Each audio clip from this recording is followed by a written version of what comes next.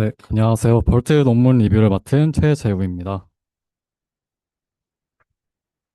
네, 버트는 2018년에 처음 공개된 논문이고, 이제 지금은 버트가 워낙에 좀 유명하지만, 당시에는 NLP 연구 흐름을 이제 아주 크게 바꾼 논문이라고 볼 수 있겠습니다.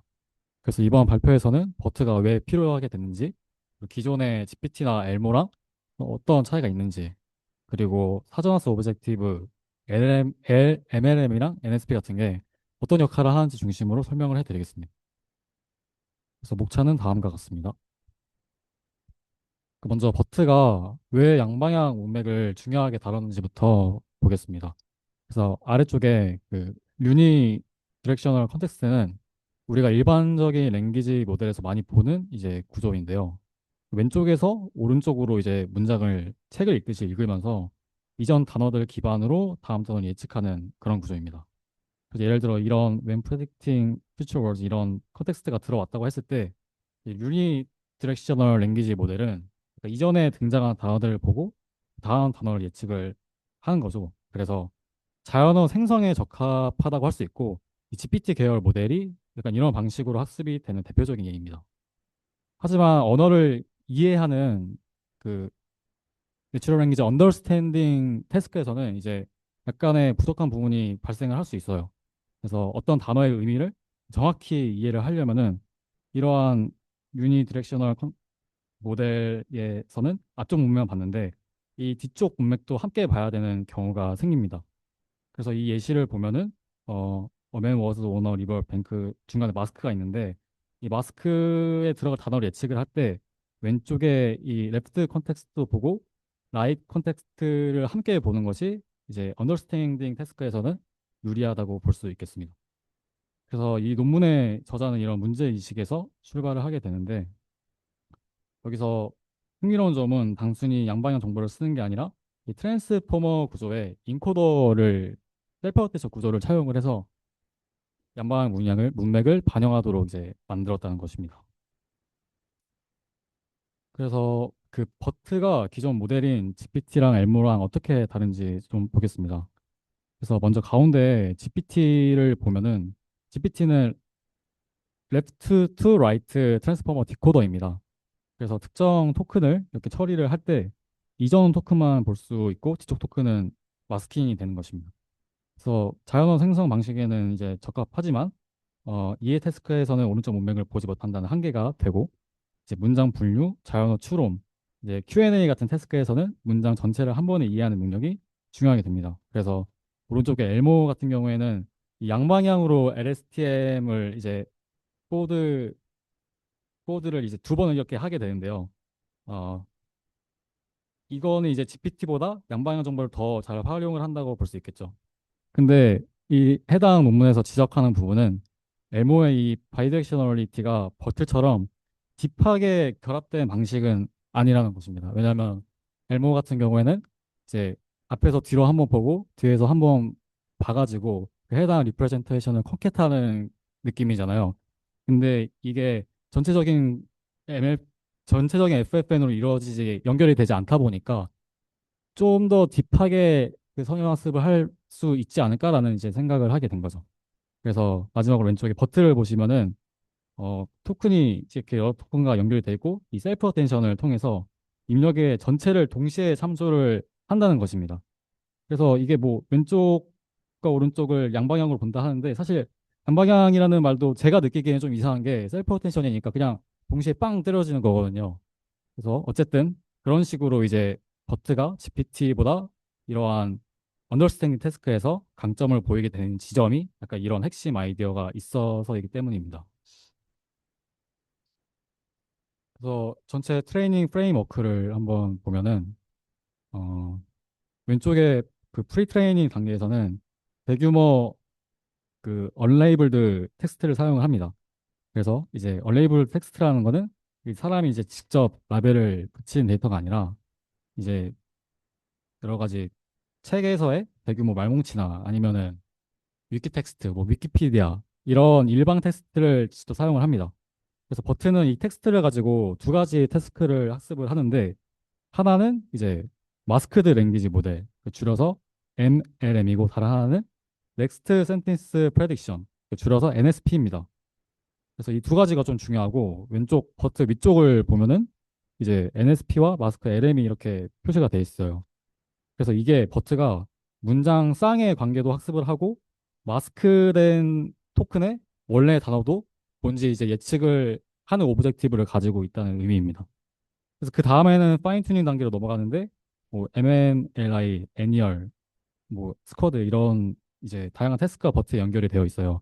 그래서 중요한 게 버트의 장점은 이 구조 자체를 태스크마다 크게 막 바꿀 필요가 없고 이러한 그 사전 학습된 버트 위에다가 태스크의 스페시픽한 이제 헤드만 이 하나의 레이어만 위에 올려주는 것만으로도 전체 모델을 이제 효율적으로 파인 튜닝 할 수 있다는 것입니다. 그래서 이 논문의 저자가 이러한 방식이 다양한 NLP 태스크에서 효과적이다라고 주장을 하고요. 그 태스크마다 완전히 새로운 모델을 설계하는 게 아니라 이 프리트레인드 버트를 여러 태스크에 이 재활용, 재사용을 할 수 있다는 것입니다. 그래서 이 점이 이 NLP 패러다임을 바꾸는데 당시에 큰 기여를 했다고 합니다. 그래서 이제 버트의 모델 구조를 조금 더 구체적으로 보겠습니다. 그래서 버트는 이제 트랜스포머의 인코더 스택을 사용한다고 말씀을 드렸고, 따라서 GPT처럼 디코더 기반으로 다음 토큰을 생성하는 모델이 아니라 인력 문장 전체를 받아서 각 토큰의 컨텍스추얼 리프레테이션을 만드는 모델이라고 이해를 하면 됩니다. 그 논문에는 이제 그 버트 베이스랑 버트 라지가 나오는데요.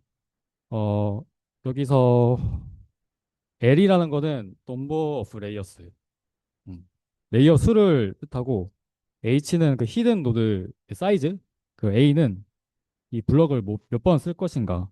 그래서 셀프 언테이션 헤드를 몇 번 걸칠 것인가에 대한 이제 어떤 파라미터라고 보시면 됩니다. 그래서 이 버트 베이스랑 버트 라지 이렇게 따로 만든 이유는 이제 버트 베이스의 전체 파라미터가 110 밀리언 이렇게 되는데 이 기존의 소프트웨어였던 GPT의 그 어떤 복잡도, 그러니까 파라미터 수 이거랑 좀 유사하게 맞춰서 성능을 좀 이제 원활하게 비교하기 위한 목표라고 볼 수 있겠습니다. 다음은 버트의 입력과 출력 표현입니다. 버트는 다양한 이 다운스트림 태스크 처리하기 위해서 입력 형식을 통일을 했는데요. 여기서 중요한 개념이 이 센텐스와 시퀀스입니다. 그 논문에서 말하는 센텐스는 이제 반드시 그 문법적으로 완벽한 그런 우리가 흔히 알고 있는 그런 문장이 아니라 그냥 문장의 어떤 스팬을 의미합니다. 그래서 완성된 문장이 아니라 여기서 보이시는 것처럼 연속된 텍스트의 스팬이라고 할 수 있고 이 시퀀스가 뭐냐면 어, 말 그대로 그 문장의 약간 순서 같은 느낌인데요. 그래서 왼쪽은 뭐 싱글 센텐스 예시고 센텐스 A랑 센텐스 B가 있으면은 이거를 스페셜 토큰으로 이렇게 나눠 가지고 이런 센텐스에 대한 페어를 버트에 입력으로 주겠다 이 말입니다. 그러면 이거를 왜 이렇게 쓰냐면 그 질문 응답 같은 경우에나 자연어 추론 같은 경우에는 어떤 그 문장과 문장 사이에 그 상하 관계, 연결 구조가 좀 중요하게 되겠죠. 그래서 이거를 그냥 인풋으로 학습을 시키는 방향으로 이제 의도 설계를 한 것으로 보입니다. 네. 그래서 그 버트 입력에서 중요한 스페셜 토큰들을 간략하게 볼 건데 먼저 이 버트의 첫 번째 입력 토큰으로 들어가는 이 CLS는 이제 말 그대로 이 전체 센텐스를 이제 함축해서 보는 느낌이에요. 이제 왜냐하면 이 CLS 토큰에는 처음에 초기 가중치가 다른 이제 단어들의 영향을 받지 않다 보니까 이 셀프 어테이션을 하는 과정에서 이 자기 자신에 대한 그 편향이 없게 되겠죠. 그래서 이로써 어텐션에서 내적을 수행하는 과정에서 전체적인 센티스의 문맥적인 표현을 학습을 하게 되는 것입니다. 그래서 이러한 CLS 토큰은 어, 이런 이제 버트 레이어들을 거친 다음에 어, 감성 분석 아니면은 뭐 스팸 탐지 이런 이제 태스크들을 수행을 한다고 합니다. 그리고 이제 SAP 토큰 같은 경우에는 문장을 구분하고 이제 종료를 하는 토큰인데요. 이렇게 아까 말씀드렸다시피 버트의 입력에는 MLA 말고도 이제 센티스 페어가 들어간다고 했잖아요. 근데 센티스 페어를 이제 형성을 할 때 이 문장 A와 문장 B의 중간에 이 SEP, 세퍼레이트 토큰을 넣어가지고 그 문장과 문장 사이를 구분하는 역할을 수행을 합니다. 그 다음으로 버트의 입력 인베딩을 보겠습니다. 그 버트 입력 인베딩은 세 가지 인베딩의 합으로 이제 구성이 되는데 첫 번째로 토큰 인베딩은 워드 피스 토큰의 표현입니다. 예시를 보면은 이제 플레잉이라는 단어가 플레이와 이제 ing로 나뉘어져 있는데 이 버튼은 워드피스 토크나이제이션을 사용하기 때문에 이런 희귀 단어들도 서브워드 단위로 나눠서 처리를 할 수 있습니다. 그리고 두 번째로 이 세그먼트 인베딩은 토큰이 문장 A에 속하는지 문장 B에 속하는지를 알려주는 역할을 합니다. 그래서 어, 해당 이 A라고 이제 붙은 것들은 이제 세그먼트 A이고 뭐 여기 he likes playing 이렇게 된 거는 이 세그먼트 인베딩에 B가 붙었잖아요. 그 세그먼트 B라고 할 수 있는 것입니다. 그리고 마지막 세 번째로 포지션 인베딩은 토큰의 위치 정보를 나타내는 거고 트랜스포머처럼 똑같은 구도라고 보시면 됩니다. 그래서 여기서 흥미로운 점은 이제 버트가 이 세 가지 인베딩을 단순히 컨캣하는 것이 아니라 이제 애드를 해가지고 하나의 이제 리프레젠테이션으로 만든다는 점입니다. 그 세그멘트 인베딩을 조금만 더 직관적으로 보겠습니다. 그래서 오른쪽에 이제 나는 고양이를 좋아해, 뭐 나는 강아지를 좋아해 이런 게 있으면은 버튼은 이 두 문장을 각각 따로 인풋으로 넣지 않고 하나의 시퀀스로 합칩니다. 그래서 왼쪽 텍스트에 있는 것처럼 이제 CLS 문장 A, SEP 토큰 문장 B, SEP라는 이제 인풋으로 이렇게 들어가게 되는 거고, 음, 결국에는 이제 인베딩 룩업 테이블로 이제 하나의 차원이 만들어지는데 여기서 768 차원은 그냥 파라미터라고 보시면 될 것 같습니다. 그래서 이제 중요한 것은 이 세그멘트 인베딩이 문장 간 관계 학습의 문장 간의 관계를 학습을 하는데 사용이 된다. 이것만 이제 좀 알아주시면 될 것 같습니다. 그리고 버트도 이제 데이터가 있어야지 이제 사전 학습을 하겠죠. 그래서 버트는 두 가지 대규모 콜퍼스를 사용했다고 논문에서 밝히는데 하나는 이제 북스 콜퍼스로 이제 800밀리언 월드 규모이고 다른 하나는 잉글리시 위키피디아로 2,500밀리언 월드 규모입니다. 그래서 이제 데이터가 크면 클수록 성능이 좋아진다고 얘기를 하는데 이제 버트 같은 경우에는 아까 말씀드린 것처럼 이 시퀀스 페어가 있기 때문에 그 문장 단위로 들어가지 않고 어떤 하나의 저희 같은 경우로 예시를 들면은 그러니까 PDF 파일이 다큐멘트 같은 형식이잖아요. 그래서 다큐멘트를 넣어가지고 이제 인풋으로 이제 A, B 이렇게 하면은 시퀀스 페어를 맞추기 용이하겠죠. 그래서 이제 이런 다큐멘트 페어, 다큐멘트 레벨의 코퍼스를 사용했다고 논문에서 설명을 합니다. 그리고 제가 생각했을 때 이게 버트의 핵심인데요. 그래서 마스크드 랭귀지 모델이라고 버트가 이제 다른 말로 불리는데 이제 해당 오브젝티브가 뭐냐면 양방향 문맥을 사용하게 만들기 위해서 기존의 이제 레프트 투 라이트 랭귀지 모델링을 그대로 쓰지 않았다는 점입니다. 일반적인 랭귀지 모델은 앞 단어들을 보고 다음 단어를 예측을 하는데 여기에서는 이제 딥하게 양방향 문맥을 학습을 하기 때문에 그 방향성과는 맞지 않습니다. 그래서 입력의 토큰의 일부를 가리고 그 원래 토큰이 무엇인지 예측을 하게 되는 태스크를 오브젝티브로 수행을 하는데요. 그래서 이쪽에 보시면은 이 W4 그 네 번째 토큰이 마스크로 돼 있잖아요. 그래서 이 입력이 인코더를 통과를 하게 되면은 각 위치에 이제 아웃풋 리프레젠테이션이 만들어지게 된 것입니다. 그리고 위쪽 클래시피케이션 레이어에서 마스크된 위치의 원래 단어인 이 W4, 이 빨간색인 W4를 예측을 하는 것입니다. 그래서 여기서 이제 핵심은 버트가 마스크 위치를 참조할 때 왼쪽 문맥, 오른쪽 문맥을 모두 사용을 한다는 것이고, 어, 앞뒤 문맥을 사용해서 해당 토큰을 복원을 할 수 있게 의도를 했다는 것입니다. 그래서 MLM은 버트의 양방향성을 가능하게 만든 핵심 학습 방식이고, 논문에서 가장 중요한 기술적 기여를 이제 한다고 보시면 될 것 같습니다. 또 이제 중요한 부분이 나오는데 이 마스킹 스트레치를 한번 설명을 드리겠습니다. 이 80대 10대 10 룰이라는 게 있는데 이 먼저 입력으로 전체 토큰이 들어갈 때 그중에 15%만 이제 예측 대상으로 활용을 합니다. 그래서 토큰의 80%를 마스크를 하는 게 아니라 15% 중에 80%를 이제 마스크를 하는 겁니다.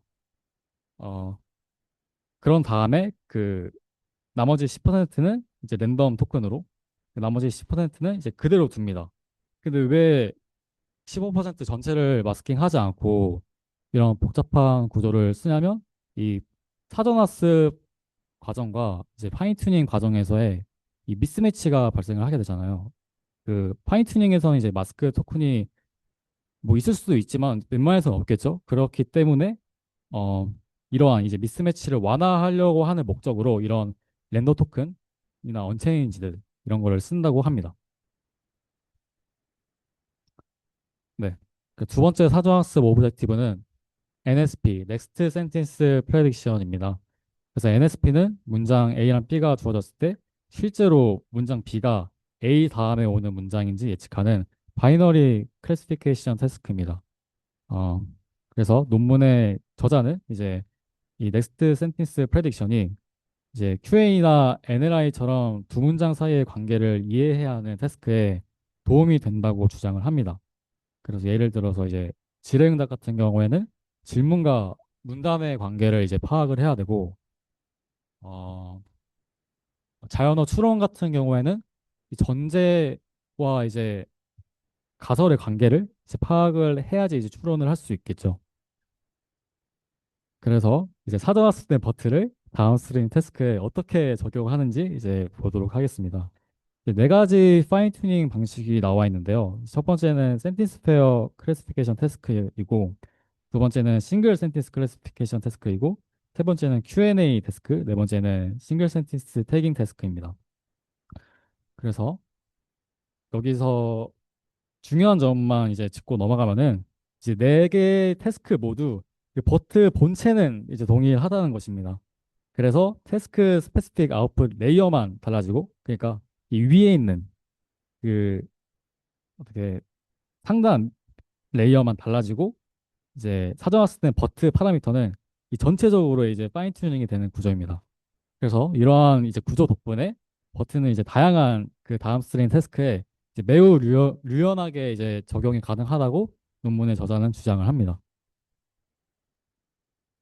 그리고 버트의 실험 결과를 보겠습니다. 이 GLUE 벤치마크 결과인데, 이 GLUE가 뭐냐면 이제 여러 자연어를 이해하는 태스크들을 묶은 이제 벤치마크라고 할 수 있겠습니다. 그래서 문장 유사도나 자연어 추론, 문법성 판단, 감성 분석 등이 이제 포함이 됩니다. 그래서 이 표를 보면은 오픈 AI GPT 점수가 어 GPT가 75.1입니다. 근데 버트 베이스는 79.6, 버트 라지는 82.1을 기록을 했습니다.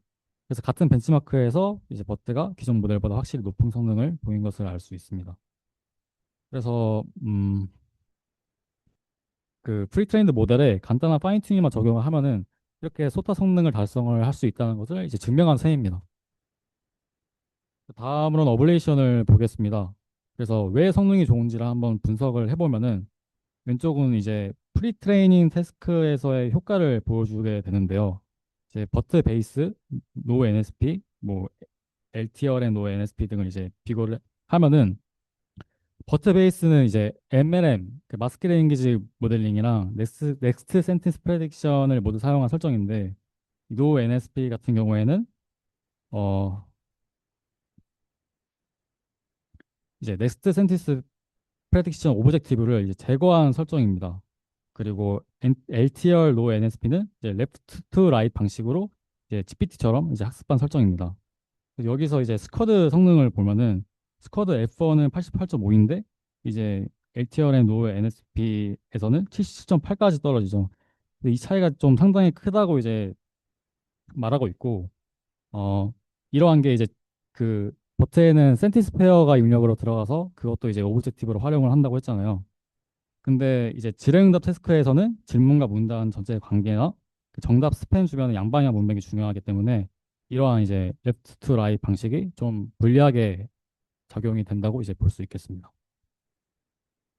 그리고 이제 이거는 모델 사이즈에 대한 내용인데 그냥 셀프 테스트 구조를 쓰니까 그 모델을 늘리면 늘릴수록 더 성능이 좋아진다. 네, 이런 것입니다. 네, 마지막으로 이제 버트의 핵심 정리를 간략하게 하고 이제 한 개까지 살펴보겠습니다. 버트는 이제 인코더를 기반으로 한 디파이 디렉셔널 모델이고 GPT처럼 한 방향 문맥만 아니라 모든 레이어에서 좌우 문맥을 함께 반영한다는 점을 말씀을 드렸습니다. 근데 이러한 것들이 이제 프리트레인드 버트 위에 간단한 아웃풋 레이어를 추가하는 것만으로도 전체 모델을 조정하는 방식으로 높은 성능을 낼 수 있었습니다. 다만 한계도 좀 존재를 하는데요. 이제 80대 10대 10 룰 같은 이제 그 마스크드 룰을 씀에도 불구하고 이제 사전 학습에는 마스크 톤이 등장을 하지만 파인 튜닝에는 이제 등장이 하지 않기 때문에 이러한 프리트레인 파인 튠 미스매치가 여전히 발생하게 됩니다. 그래서 이러한 부분에 대한 후속 연구들도 많이 이제 그 연구가 됐었고 이제 넥스트 센텐스 프레딕션이 반드시 필요한가에 대한 후속 논쟁도 있었는데요. 어, 여기 보시면은 넥스트 센텐스 프레딕션을 안 썼을 때랑 버트 베이스랑 점수가 막 엄청 크진 않아요, 사실. 이것도 소수점대고 뭐 딱히 큰 거를 고르자면 한 3.5 Q&A 이 부분인데 이 부분이 진짜로 이제 필요한 것인가? 라는 후속 연구도 있는데 그 나중에 나온 이제 로버트 에이드 같은 후속 연구에서는 이 NSP 없이도 더 좋은 성능을 이제 보일 수 있다는 것을 또 증명을 하게 됩니다. 그래서 정리를 하면은 이제 버튼은 완벽한 모델이라기보다는 그 당시에 NLP 연구의 방향을 바꾼 모델이라고 볼 수 있겠습니다. 특히 대규모 사전 학습 후에 그 파인 튜닝이라는 흐름을 확립을 했다는 점에서 매우 큰 의미가 있었고 기여점이 확실하다고 볼 수 있었습니다. 네, 이상으로 발표를 마치겠습니다. 들어주셔서 감사합니다.